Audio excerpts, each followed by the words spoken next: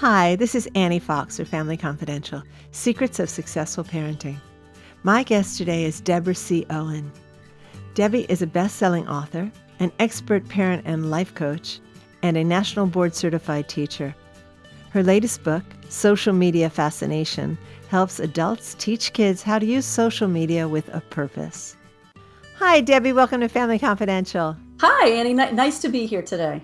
Well, it's my pleasure to have you here today. You talk about cyber safety for kids a lot and raising kids in the digital age and the very unique parenting challenges that come with that. Sure. It wasn't in our parents' playbook, so I'd love to just get right to it. And what would you say is the most important thing parents can teach kids about using social media?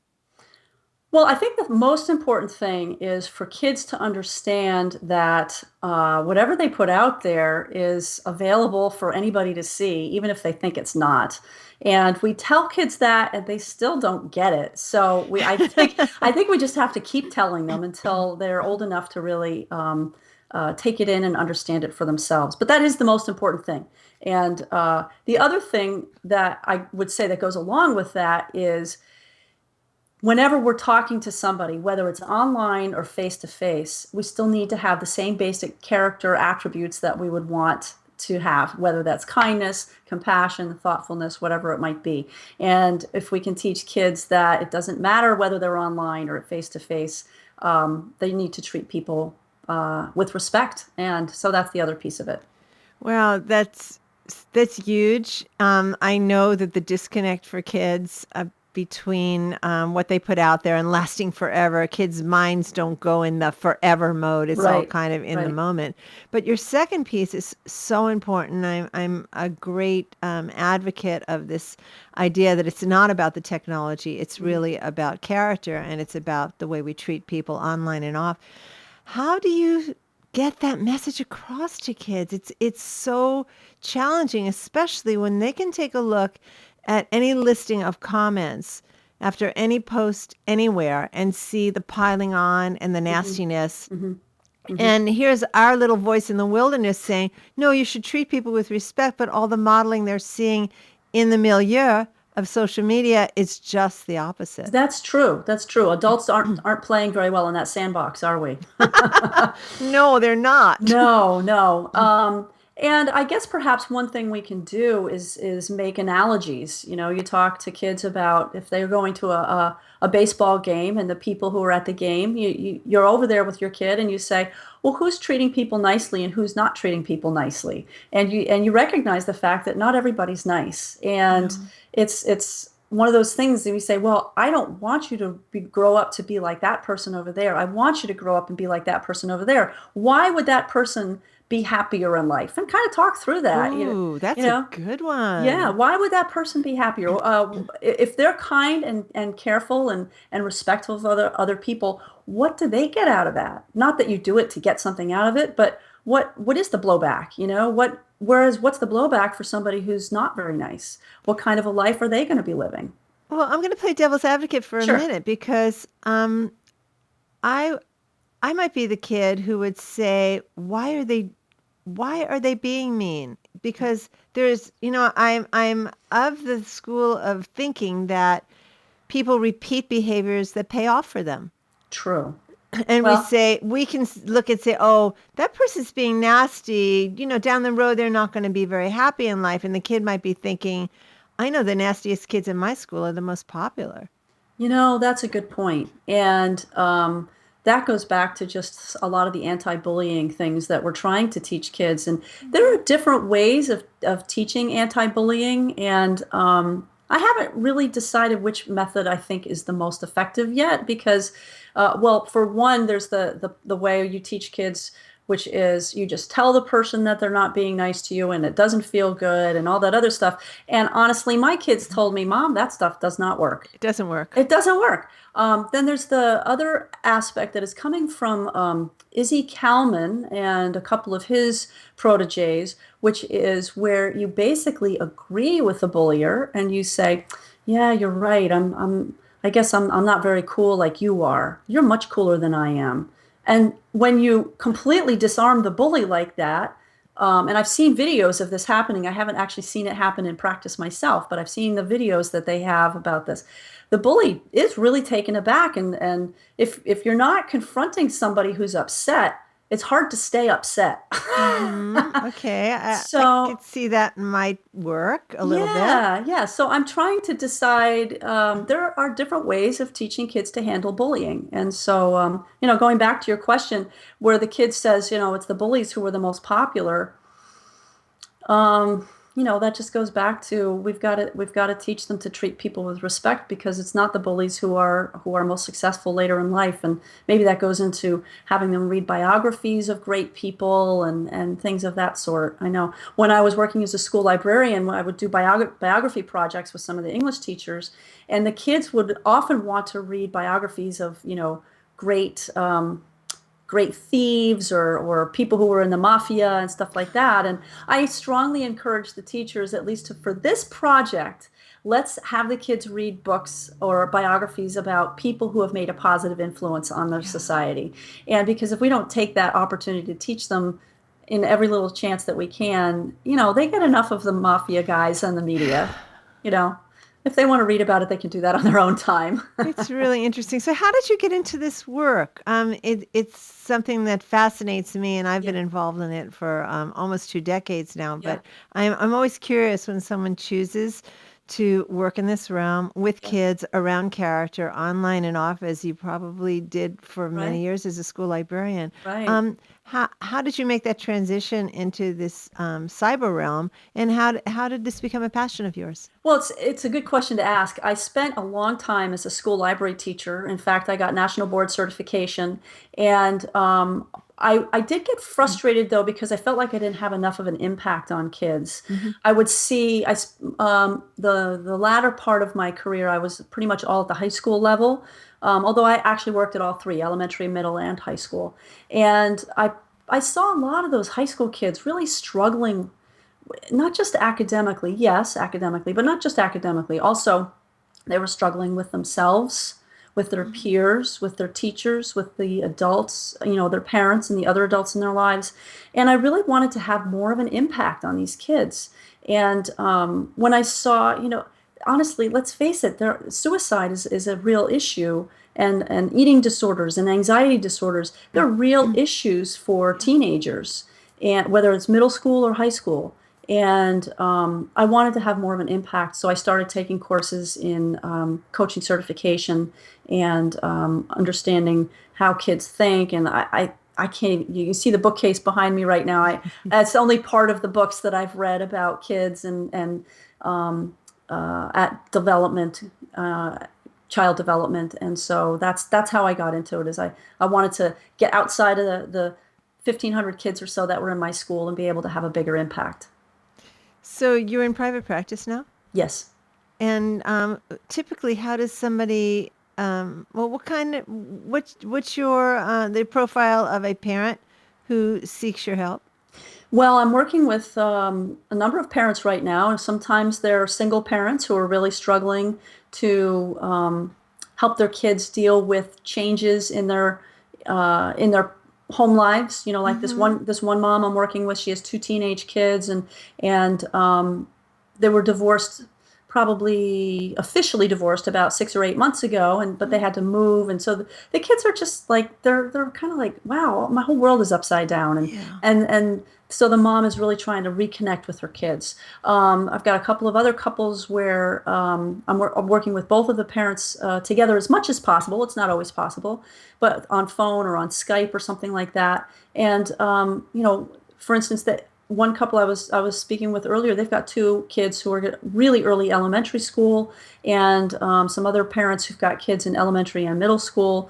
And the idea is I just empower the parents with strategies and tools, and help them be able to connect better with their kids in order to help their kids not be so almost volcanic, and disruptive, and feel like they have something that they can count on.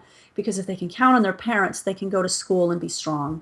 Wow. And then I'm just thinking about that word connect Hmm. is so important. I mean, when kids feel isolated for whatever reason, their parents are going through some difficulties, or the family has moved for whatever reason, that feeling of connection is so important, because if kids don't feel it at home, that's when they're most likely to turn to social media for connections, and as many of us do.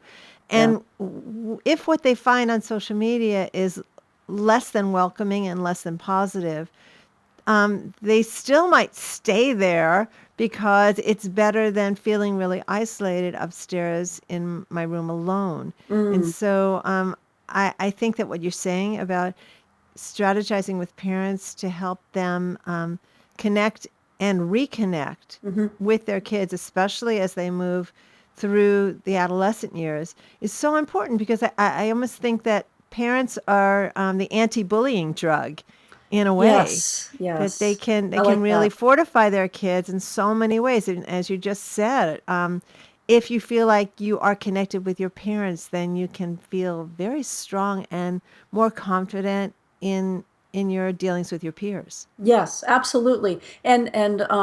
I want to expand on that a little bit, that idea of connection and also being significant, because those are two of the six human needs that Tony Robbins talks about, and that's a lot of my coaching background is from the Tony Robbins model. And I'll very briefly go over them. The first one is safety and security. We all need to know that we have something that grounds us, that we can count on and hold on to. And then kind of a polarity from that would be variety and adventure. And so there's this kind of push me pull you between Mm. safety and security and variety and adventure. Now, if you know a little bit of brain science, you know that the brain craves novelty. So if you have too much safety and security, eventually you're going to be reaching out for something that's novel and new and interesting. But at the same time, if you have too much of that in your life, you're craving something that you can hold on to. That's So, that's really interesting. I also know yeah. about brain development in adolescents is that they seek high risk behavior because they're looking for That adventure. novelty. Yes, exactly. And we certainly have made it very easy for them to delve into all kinds of adventurous worlds without even having to leave their room, Without. just by going online. So the next two needs are directly what you were talking about. One is the connection and community and feeling loved but the opposite of that is significance and respect. And that's Hmm. where I see the online world really has a huge impact, because the problem with having too much respect and significance is that you're standing all by yourself. Yeah. So that's when a kid is a lone wolf, they're standing all by themselves and they're craving that community and that connection. And yet, if you're connected overly much, then you're not standing by yourself when you need to. Yeah. Oh, that's So so that's that interesting. push me, pull you also. It's Yeah. really hard being them, isn't it? I mean, Yeah. this is a unique phase of life. We've all been through it, but I feel like the way it's playing out for 21st century kids is different, in that they don't have that opportunity to go off on their own with their own thoughts as much. Yeah. I was just following a hashtag. Kids today will never know was the hashtag, Okay. and people were kind of contributing to that thread about the difference between childhood a generation ago or two generations ago and now. And the idea that came to me is kids will never know that sense of being alone with one's thoughts. Mm-hmm. um, you know, Leaving school and walking home, and just kind of debriefing from the day and Yeah. processing things and playing things over in your mind without being interrupted by text messages from the people that you maybe need some distance from. That's very true. Of course, we could say the same thing about adults too, couldn't we?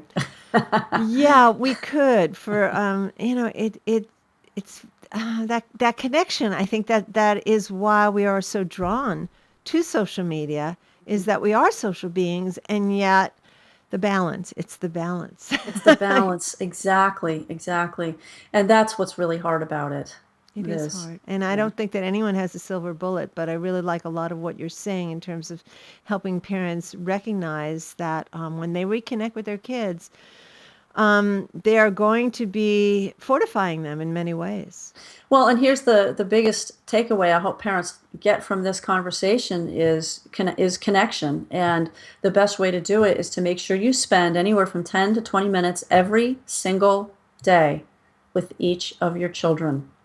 And I know parents with maybe 5 or 6 kids, okay, maybe every other day. But if you've got 1, 2, or 3 kids, every single day, spend 10 to 20 minutes, put the time aside, make it happen, totally focus on your kid, totally connect with your kid.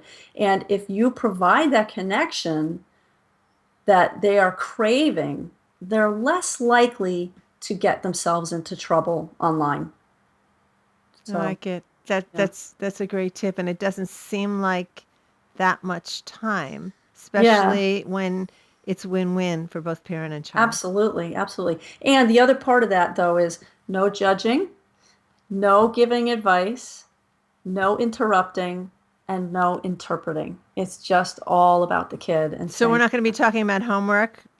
Nope. During that time. Nope. Good. It's all about whatever the kid wants to do. Both of you put your media devices away and just totally be present with your child during those 10 to 20 minutes a day.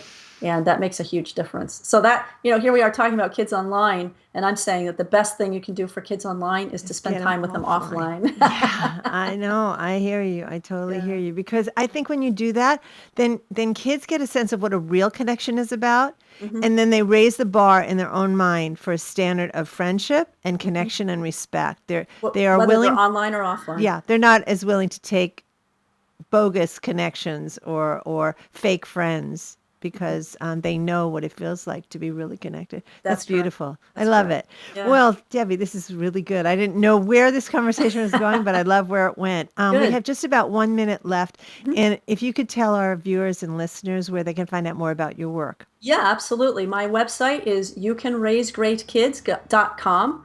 And I've got some stuff there. I've got if you would like to join my list, I'll send you a program about my 5-step process for raising great parents. It's called the 5 A+ Steps for Stressed Out Parents.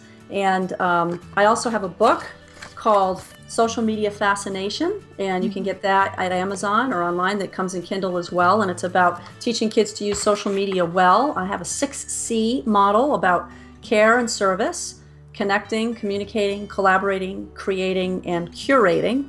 Librarian in me still has to throw in the curating. And important. It is important for information that's online, because no one's curating it for us, right? Good. So that's how people can find me. And the last thing is I have a podcast called Mighty Married Moms, and welcome to have you listen to that as well.